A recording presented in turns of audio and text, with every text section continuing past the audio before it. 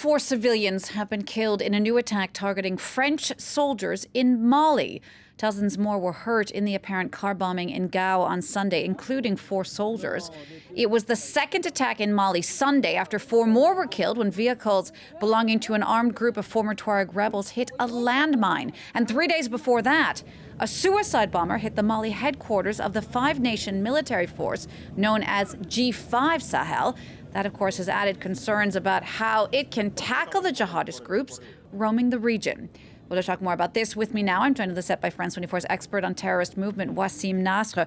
Wassim, these attacks that I listed are just the latest in a series of attacks that we've seen there in Mali since the beginning of the year. Yes, of course. We have attacks on daily basis today, either against the Malian army or against the forces of the MINUSMA, the United Nations forces, or the French army, and it goes back even to the first attack of this kind, attacking a military French military convoy, goes back to January 2017.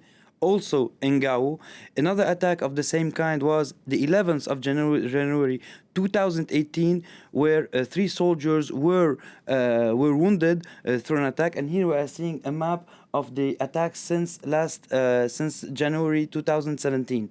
So since a year and a half, and we see all the yellow dots are where attacks occurred. So the most important attacks, at least occurred. Today we know that France has been engaged there since 5 years and a half. Today France has more than 4,000 soldiers on the Sahel region, and we have France also lost 22 soldiers on the operations there, and of them 17 who were killed in hostile attacks, because others were killed in like kind of accidents. And the 2 latest military killed were back in February, where also a colonel of the army was also wounded severely. And what's new today, and even that wasn't common in this region, is suicide attacks with kamikaze jihadis driving cars full with explosives. So today we see that this is a kind of modus operandi that is getting into the normal as a modus operandi in Mali or in the Sahel region, which wasn't the case till maybe a year ago. And this goes because today we see that many groups in the Sahel are creating coalitions in order to attack especially the French army, knowing that today there's the meeting in Nouakchott, and many of those attacks were like attacks on anniversary dates.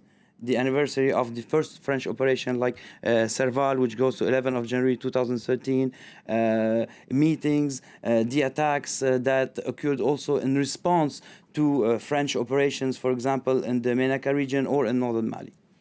Wassim, what more do we know about who specifically is behind these attacks? We have 2 main groups. Okay, we can put them under the banner of Al Qaeda and the Islamic State. The most important group is called Jama'at Nusrat al-Islam wal-Muslimin, which was composed on April 2017 with many figures like Katibat Masina of Muhammad Kufa, and Yahya Abu al-Humam of Al Qaeda and the Islamic Maghreb, Iyad Ghali from Ansar Din, who is the head today of this formation, and Hassan al-Ansari from Mirabitoun, who's the spokesperson of Belmokhtar, who was said to be killed, but some of my sources are telling me that no, he is still alive, which is to be taken into consideration. And the new thing about this coalition is that they succeeded in putting someone very political. Iyad Ghali is someone very political and someone very respected in the region. He's from a Tuareg origin, and at one moment he was even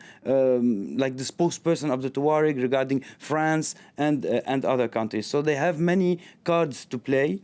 Lately, they issued threats against Western societies operating on the Sahel region, threats that were taken seriously. Some of the French enterprises even told their employees to leave for this summer, because anti-terror operation, even in Ouagadougou, enabled services to collect information to confirm that those threats are really to be taken seriously, because many threats are being issued from time to time, but this is to be taken seriously. And we shouldn't forget also that this group has a French hostage, a woman, Sophie Petronin. They hold her and they want money to free her, and they even pushed things up to telling her son to visit her and that he would be safe. And her son is now in the region. I don't know if he got to visit her or not, but I know that he's in the region. So the other group is the Islamic State with two